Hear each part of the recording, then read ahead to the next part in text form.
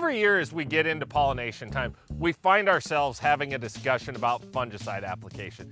That's because in the past few years, we've really found fungicide applications to be a good way to protect yield. But I find that there are really three groups that growers fall into when it comes to fungicide application.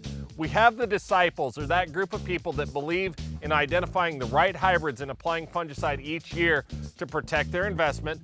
We have the apprehensive group who has had success with fungicides but doesn't always feel comfortable in the investment because they're not sure where to use fungicide most effectively.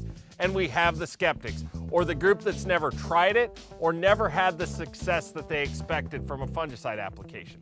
No matter what group that you find yourself falling into when it comes to fungicide though, I think that there are some opportunities for this 2018 growing season that are going to line us up to have more success with fungicides than we do in some years.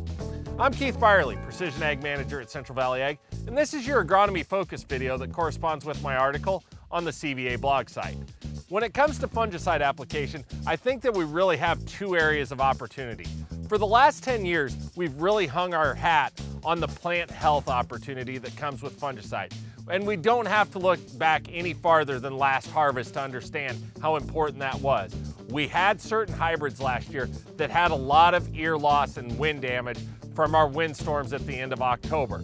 Those challenges were mitigated by fungicide application, especially on some of those hybrids that had a very high response to fungicide, and we saw up to a 20 bushel difference from that fungicide application. That's a very tangible way to look at the plant health side. Ultimately, what we're doing is looking at keeping that plant green and healthy longer into the season so we have more opportunity to get sugars and starches into that ear and make yield.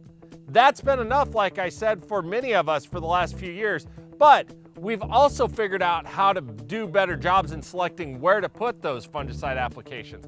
Tools like the R7 tool from Winfield give us scores on all different hybrids that we have out there, not just from Cropland or DeKalb, but from other seed companies as well. It references the data that comes from the answer plot system and lets us see response to fungicide on prior years in the plot system so that we can have a better understanding of where to put that fungicide for better plant health success. Now, I realize that the plant health piece has been really successful for the disciples and even some of the apprehensive the last few years, but it's not enough for everybody. Some people want to see that disease mitigation really come into play before they make a decision to put fungicides on, and unfortunately by the time that those diseases are present, sometimes it's already too late. Well, this year I think that we've really got some things lined up to approach the disease mitigation side starting now and have success in that aspect as well. When we look at diseases being present in our fields, what we're really looking for is that disease triangle. We need a vector, we need a host, and we need an opportunity. We certainly know that the weather pattern that we've had this year has given us the opportunity.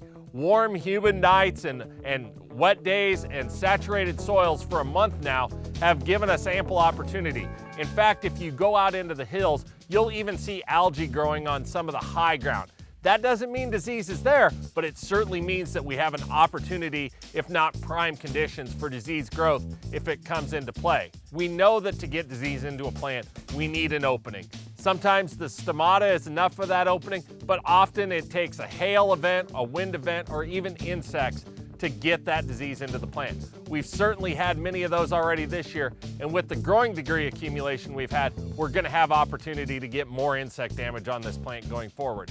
So you couple that together with the fact that we're already seeing gray leaf spot and bacterial striping occurring in our scouting efforts, and we know that the opportunity is there, and modeling tells us that this year has a better opportunity than years past to see disease pressure come into our fields to give us that extra boost from a fungicide application. So my message to you today is you need to trust your local advisors, your FSAs, and your agronomists for what they're seeing out in your field, but also be mindful that conditions are lining up for disease pressure to occur this year. Couple that piece along with the success that we now have in predicting what hybrids have the best response to fungicide and the plant health pieces that we know about fungicide now. And I think that what we have setting up right now for August and July of 2018 is a real opportunity to utilize fungicide and utilize some of the budget that we have from not irrigating in the month of June to put that fungicide on and see yield protection and yield success for our 2018 crop.